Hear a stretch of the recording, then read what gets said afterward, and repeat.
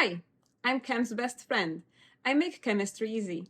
I'm a graduate of MIT, and I have more than 17 years of experience teaching AP chemistry and chemistry classes. Please like and subscribe to my channel. And if you are interested in private tutoring lessons, the information is on the screen. Hi there, nice to see you again. Today, we're going to talk about the difference between molecular and ionic compounds. Now, I am not going to go into the bonding of what makes an ionic bonding different than molecular/covalent bonding. I'm just going to talk about molecular and ionic compounds and the difference between them. Okay, let's go to my screen to get started. Here we have our periodic table, and you can see that it's a little different. It's color-coded, and we see that we have a big red line right here. We have this big red line on our periodic table that separates the blue blacks from green. So this red line actually goes next to boron too, and then it extends all the way across, and that's why hydrogen is red. So the blue elements, the ones which are in blue, that whole area right here is our metals. The red area is nonmetals.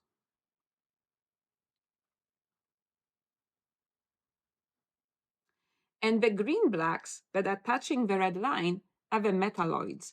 They have properties of both metals and nonmetals. But let's focus on the red line. So when we have a metal combining with a nonmetal, they form ionic compounds. And here is a perfect example, this nice brick you see. So when we have so let's write this, our ionic compounds.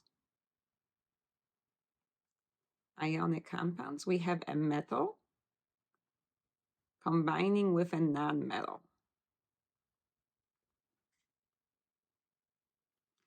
And our molecular compounds,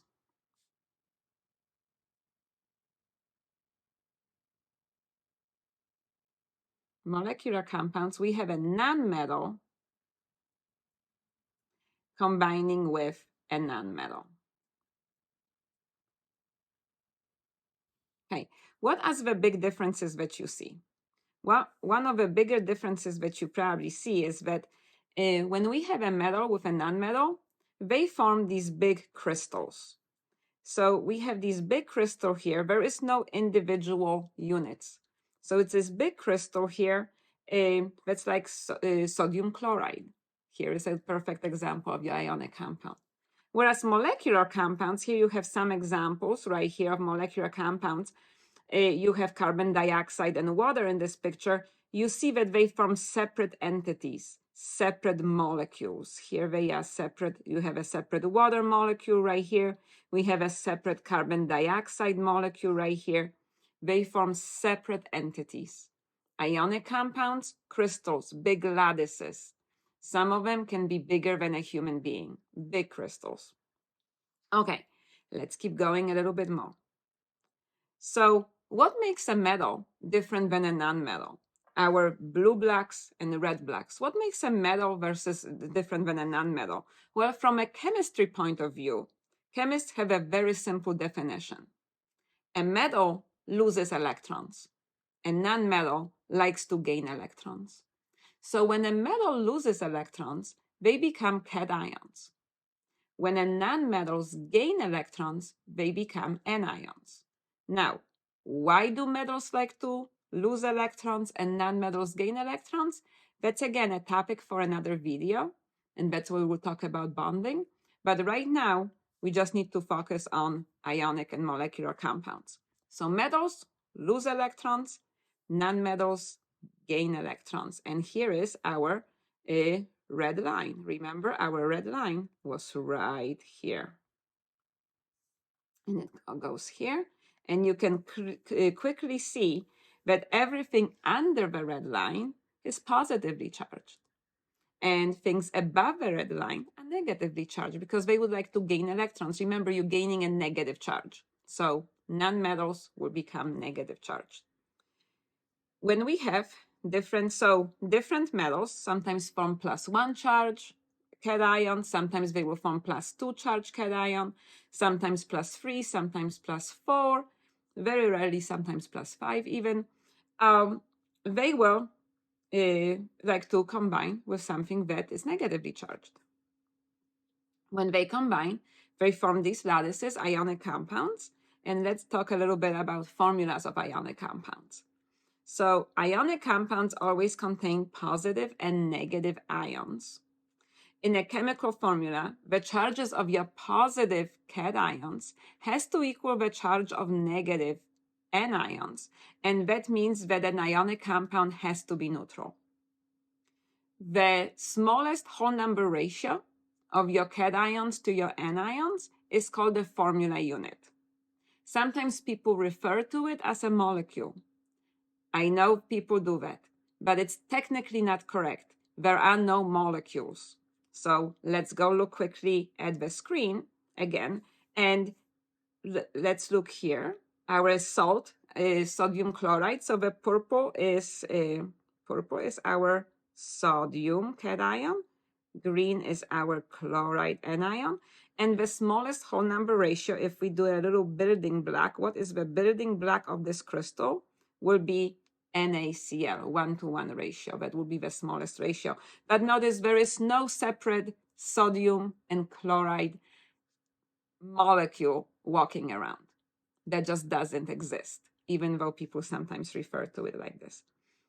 And let's practice writing some formulas for ionic compounds. I think we're ready for it, aren't you? So let's pick calcium and chlorine.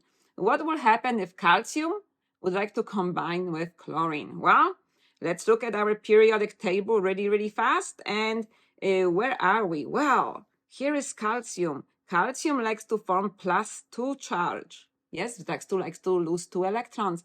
Chlorine likes to gain 1 electron when it becomes chloride, but it's -1 charge. So let's go and write this down. Calcium will be then 2+ cation, chlorine -1. And when they combine, remember, we need to have it has to be a neutral compound. So we need 2 chlorides for 1 calcium, right? So our formula will be calcium chloride. Here it is. We need 2 chlorides per 1 calcium. Let's go another one. Let's do potassium and nitrogen. Okay, where are we? Let's go to our periodic table. Let's look at our, potassium is right here. It's in our alkaline metal. It will like to form a +1 charge. And nitrogen, 3-. It likes to gain 3 electrons, 3- charge for nitrogen. Now, they have to be neutral. Well, if nitrogen likes to gain 3 electrons, it will need to have 3 potassiums to give it 3 electrons, right? But each potassium likes to only lose 1 electron. So our formula, our potassium will then become +1 charge, plus nitrogen 3-. And now we need to have 3 potassiums per 1 nitrogen. Here it is. Here's our formula.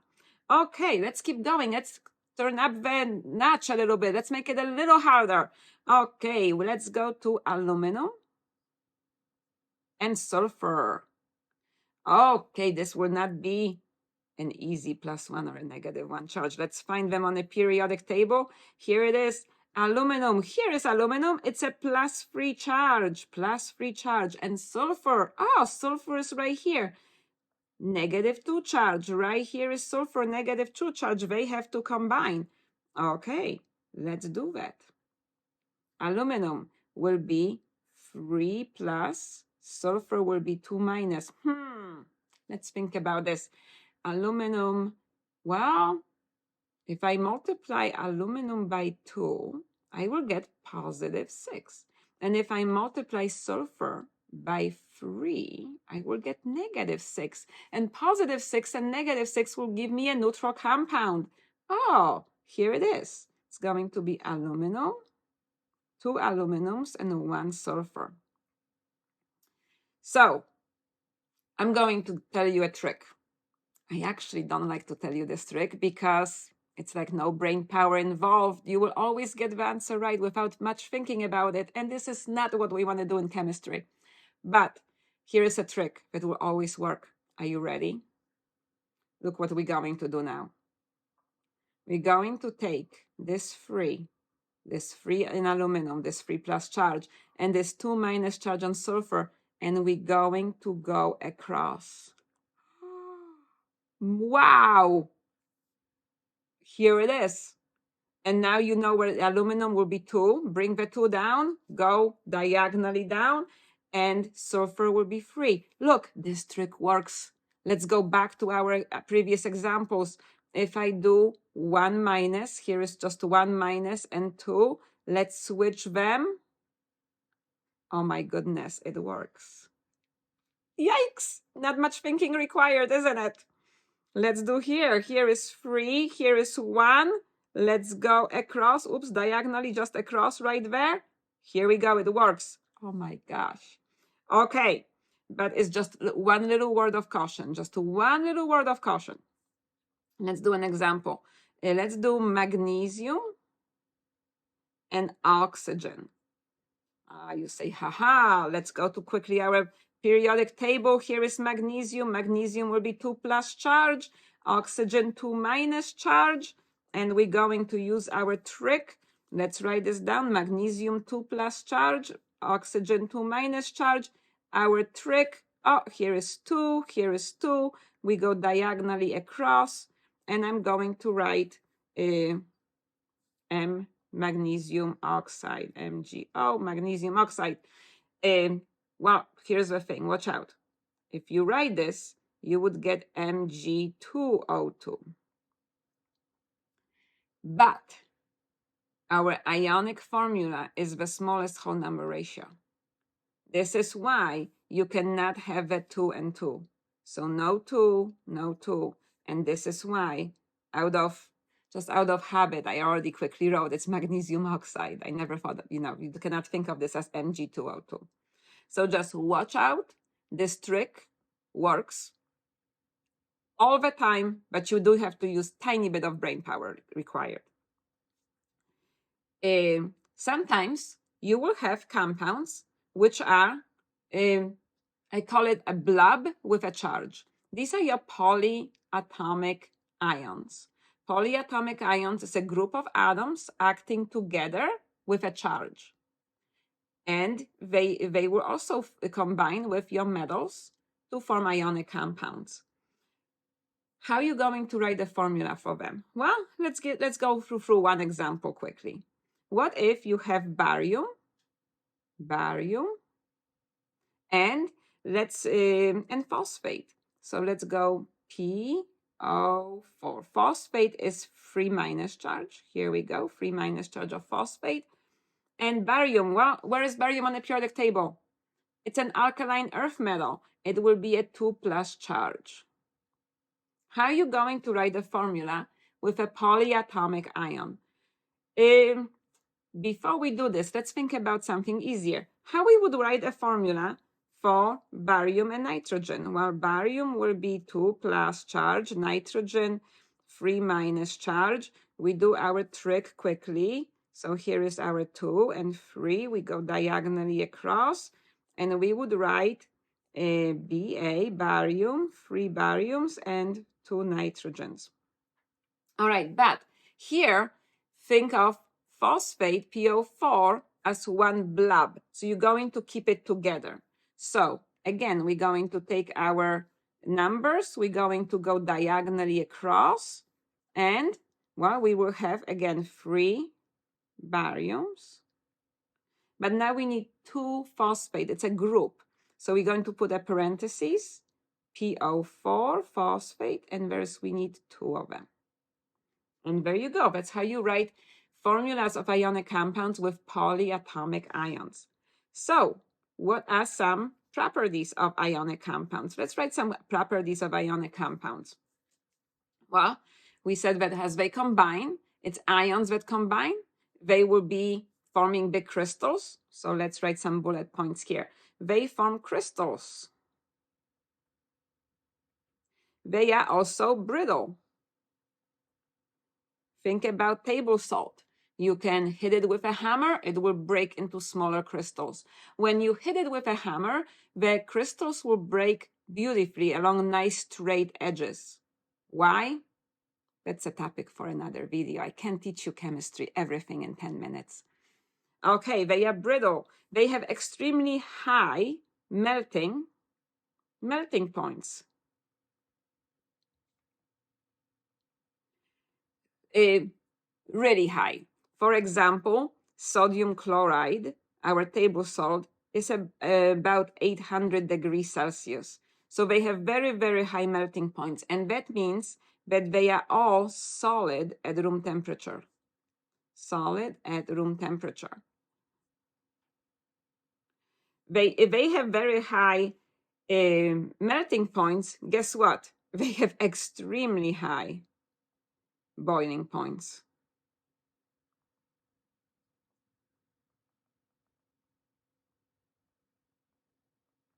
Can you imagine boiling our table salt away? First melting it and then boiling it away to make it gas? I can't even imagine that. They also, ionic compounds, many of them can dissolve in water. They dissolve in water, and when they dissolve in water, they can conduct electricity.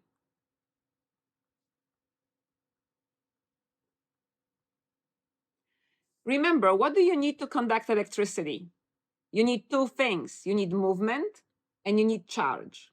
So, ionic compounds, when they dissolve in water, they can swim, you have movements, and they are ions, they have charge. So they can conduct electricity when you dissolve ionic compounds in water.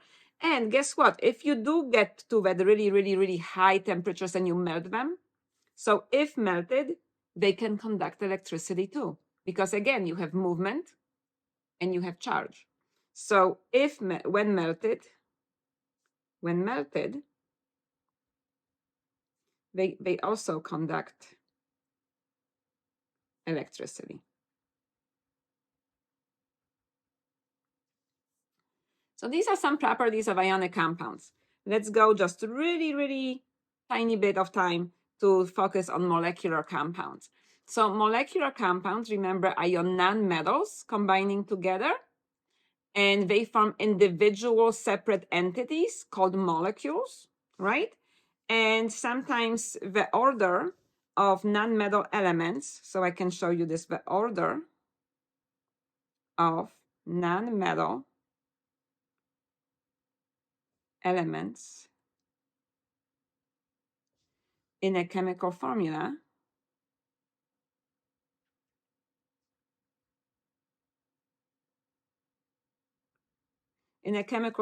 we'll be studying like this. We'll be with carbon. Carbon always gets listed first, then phosphorus, then nitrogen, then hydrogen, sulfur, iodine, bromine, chlorine, oxygen, and fluorine.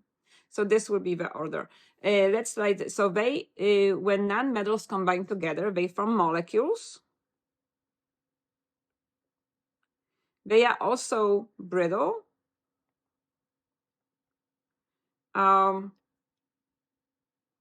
They have very low melting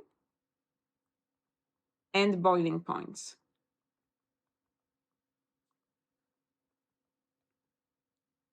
Think of water.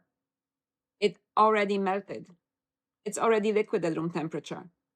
Think of carbon dioxide. It already boiled away. It's gas at room temperature. Sugar is solid at room temperature, but you can very easily melt it. So they have molecular compounds have low melting and low boiling points. They are also dull. They are not shiny. They are pretty dull. and they do not conduct electricity. So you can dissolve sugar in water, but sugar will not conduct electricity. Salt will conduct electricity in water. So they do not conduct electricity.